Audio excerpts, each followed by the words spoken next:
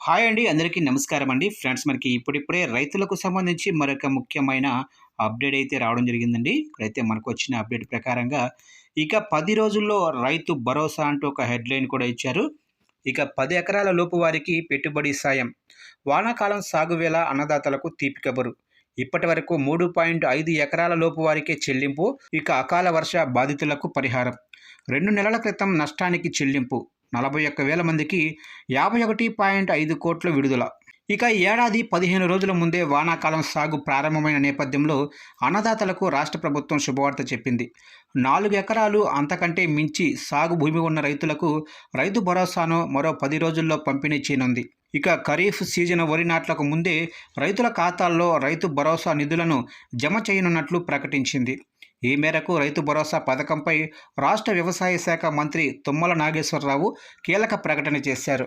ఇక ఇప్పటి వరకు 3.5 ఎకరాల వరకు భూమి కలిగిన రైతులకు మాత్రమే ఈ పెట్టుబడి సాయం అయితే అందించగా, మరో 10 రోజుల్లో 4 ఎకరాలు లేదా అంతకంటే ఎక్కువ భూమి ఉన్న రైతుల ఖాతాల్లోనూ నిధులు జమ చేసేందుకు రాష్ట్ర ప్రభుత్వం అన్ని ఏర్పాట్లు చేస్తుంది. ఇక కాంగ్రెస్ ప్రభుత్వం రాష్ట్రంలో అధికారంలోకి వచ్చిన తర్వాత గత ప్రభుత్వం అమలు చేసిన రైతు బంధు పథకం స్థానంలో రైతు భరోసా పేరుతో ఈ పథకాన్ని అమలు చేస్తుంది. తాము అధికారంలోకి వస్తే ఎకరానికి 15,000 చొప్పున ఏటా పెట్టుబడి సాయం అందిస్తామని కాంగ్రెస్ పార్టీ ఎన్నికల ముందు రైతులకు హామీ ఇచ్చింది. అయితే రాష్ట్ర ఆర్థిక పరిస్థితి ఆశాజనకంగా లేకపోవడంతో ఏడాదికి 12,000 ఇస్తామని తర్వాత ప్రకటించింది. ఈ నిధులను ఎకరాకు 6,000 చొప్పున 2 విడతలుగా రైతుల ఖాతాల్లో నేరుగా జమ చేస్తున్నారు. ఇక ఇప్పటి వరకు 3.5 ఎకరాల వరకు భూమి ఉన్న రైతులకు సుమారు 4,000 కోట్లను ప్రభుత్వం ఇప్పటికే జమ చేసింది.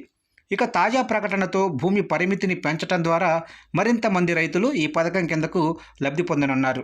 అంటే దాదాపు 4 ఎకరాల నుంచి 10 ఎకరాల లోపు భూమి ఉన్న రైతులకు ఈ నిధులు జమ చేసే అవకాశాలు ఉన్నట్లు తెలుస్తుంది. ఇక రాష్ట్రంలోనే సన్నకారు, చిన్నకారు రైతులపై పెట్టుబడి ఆర్థిక భారాన్ని తగ్గించడంలో రైతు భరోసా పథకం ప్రముఖ పాత్ర పోషిస్తుంది. ఇక తెలంగాణలో కాంగ్రెస్ ప్రభుత్వం ఏర్పడినప్పటి నుంచి ఎన్నికల హామీల్లో ఇచ్చిన 6 గ్యారెంటీలను సమర్థవంతంగా అమలు చేస్తూ వస్తుంది.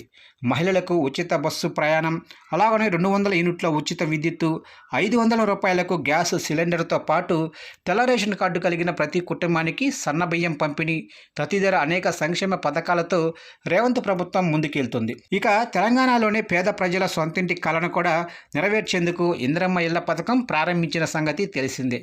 జూన్ 2వ తారీఖున రాష్ట్ర ఆవిర్భావ దినోత్సవాన్ని పురస్కరించుకొని పేదలకు ఇందిరమ్మ ఇల్లు పంపిణీ చేయాలని భావిస్తుంది.